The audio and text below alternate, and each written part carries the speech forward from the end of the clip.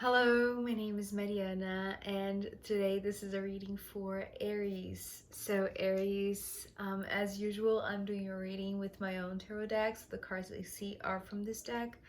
Um, Aries, I was just so frustrated, really, with the message that I saw in Pisces that I was just like, not.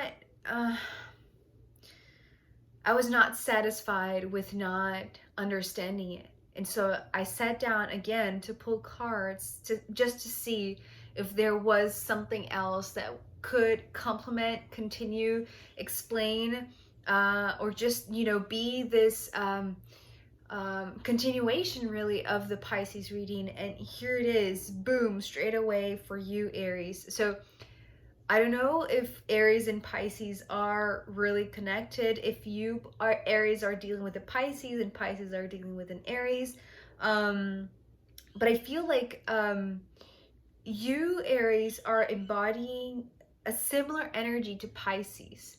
So perhaps, you have a friend who is a Piscean and they are in a very similar situation to you. And both of you actually are trying to flee a situation or trying to escape a person, really, because this is how I'm seeing it. And it feels pretty much like a continuation of the Pisces reading, where you're happy to lose them in a sense. You're happy to, when you are in this chase, right? And you're trying to escape somebody that is continuously there, just behind you, right? Following you. Um, and you can't, right? It's like you're doing your best, you're turning here and there, and it's this very wild, very um frenzy type of movement, right? It's a bit hectic, to be honest.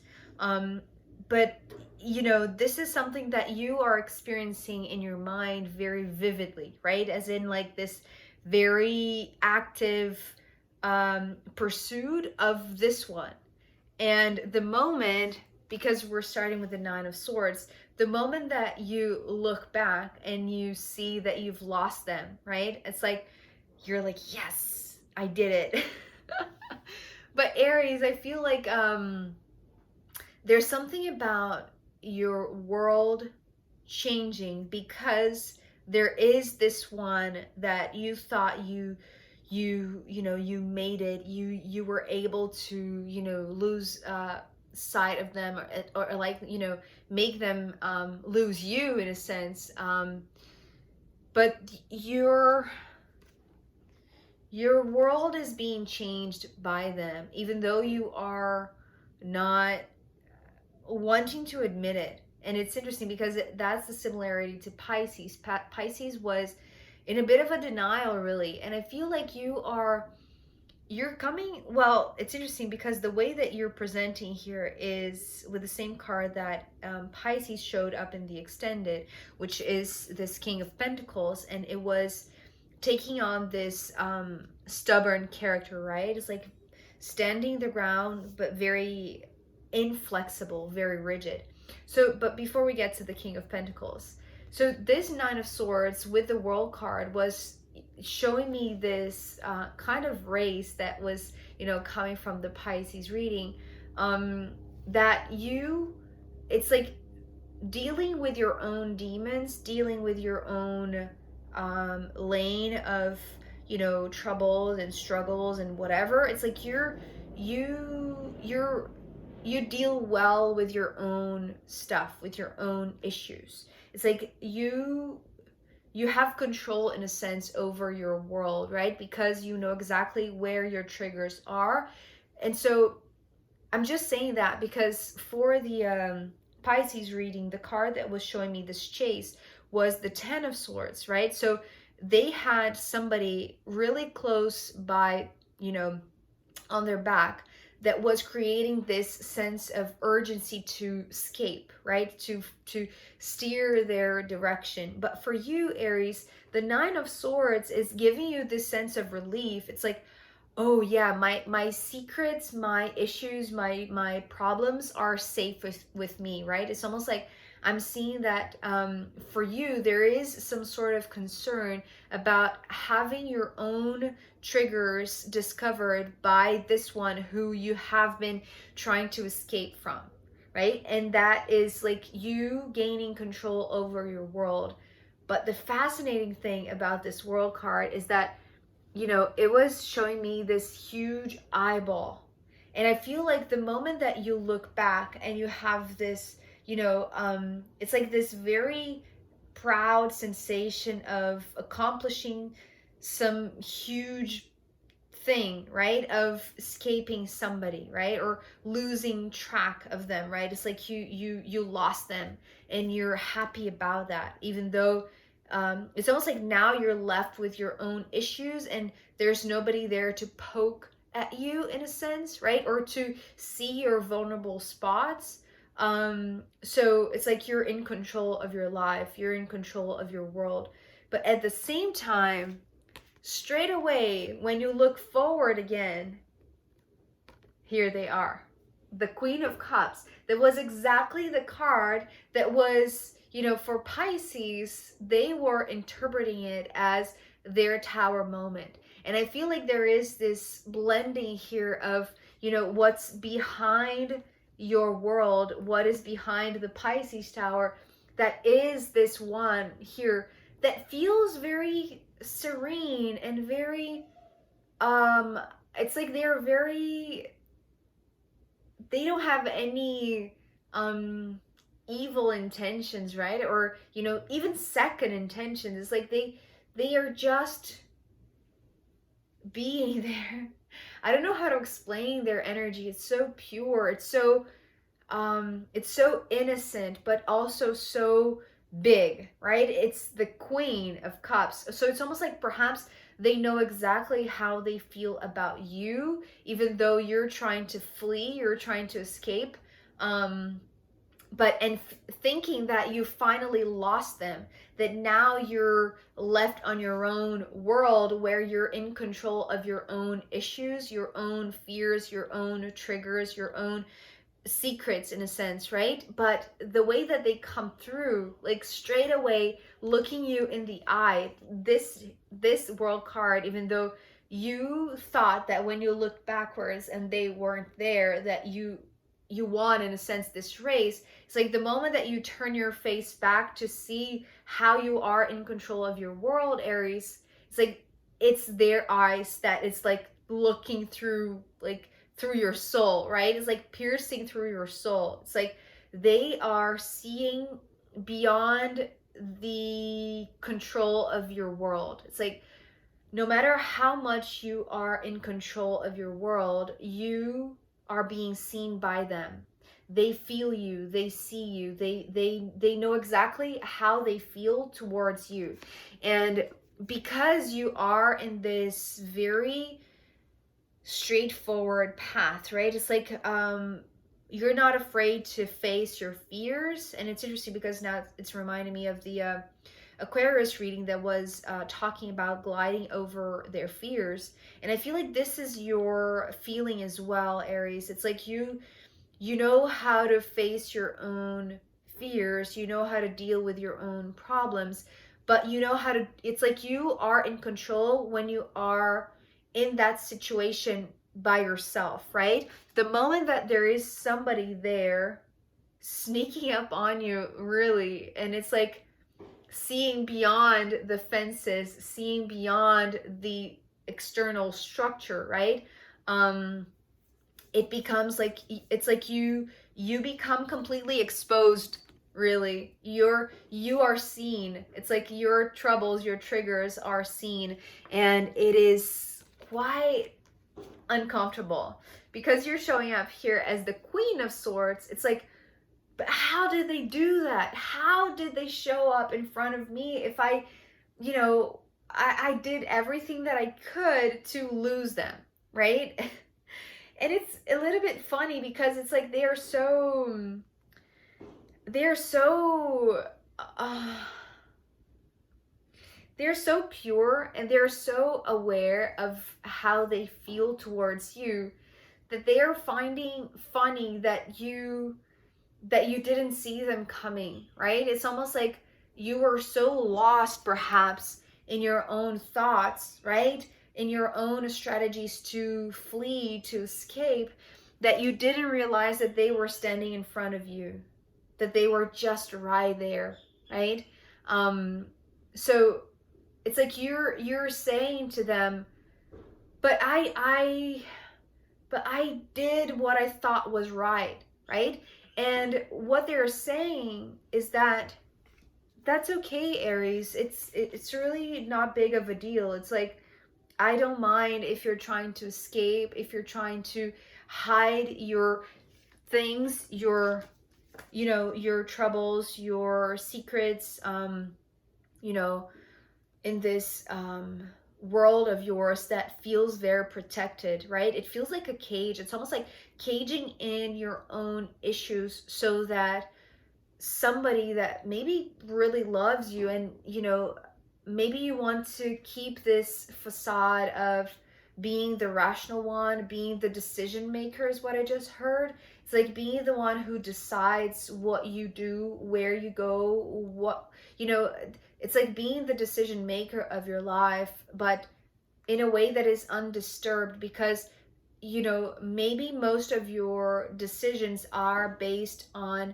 this protection of your world, or protection of the things that, it's like protecting your own demons so that this one or others in general just don't realize how much you're fearing. Maybe you're fearing that, you know, if you open up to a truthful, loving connection, yes, you will be in a relationship where you are invited to be vulnerable, at least in the eyes of this one, because as I said, it's like they are staring right into your soul. They see every single gap, every single strategy that you use to protect your world in a sense, right? And maybe to keep others out.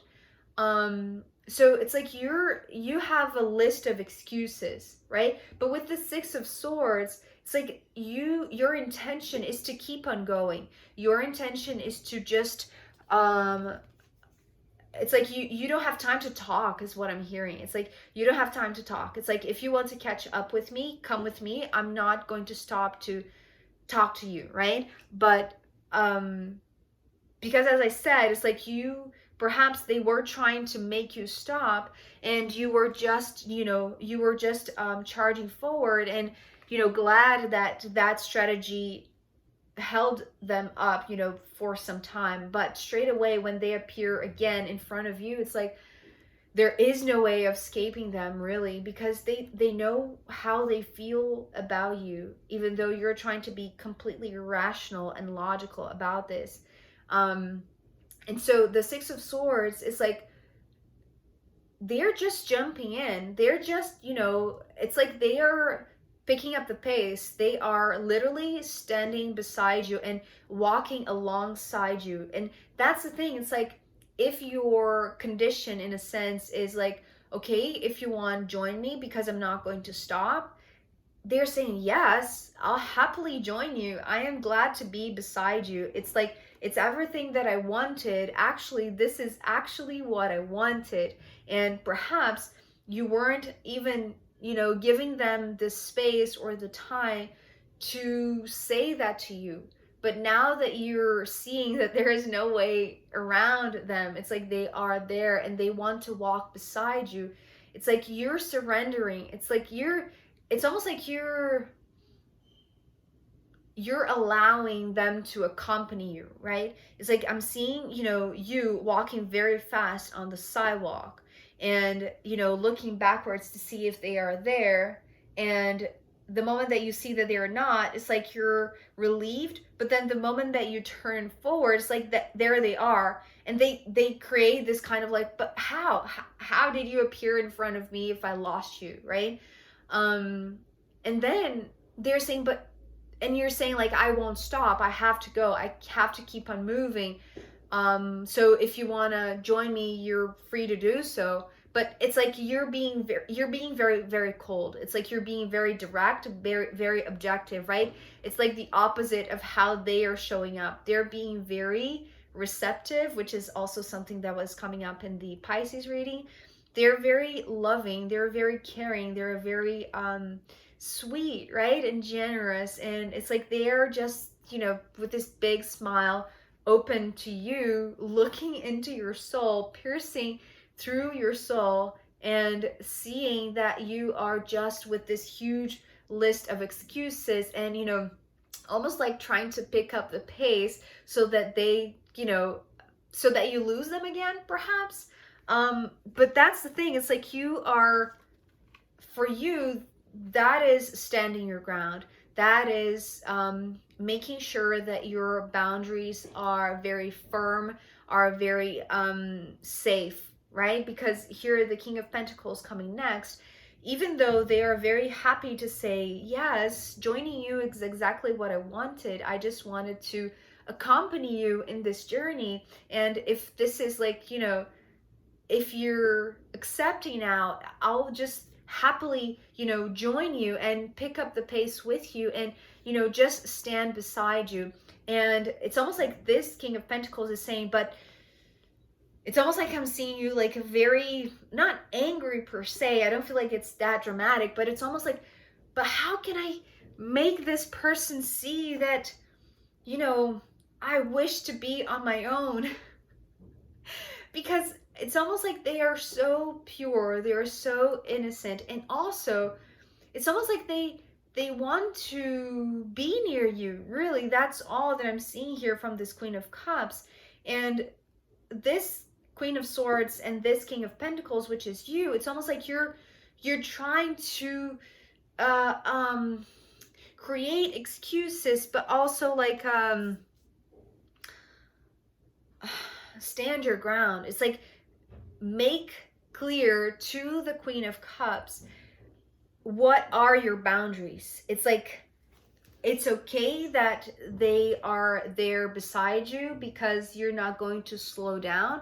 And if they are, willing to pick up the pace, then that's fine. But it's like, if it was for you to choose, Aries, perhaps you were going to be doing this on your own, right? It's like there's nothing that you're missing. There's nothing that you're lacking, really. It feels like you have it all together, right? It's like you have a good life, perhaps. You have, a good work, you have a good routine, you have everything that provides like a really safe, practical, and what I'm hearing right now is like very predictable life.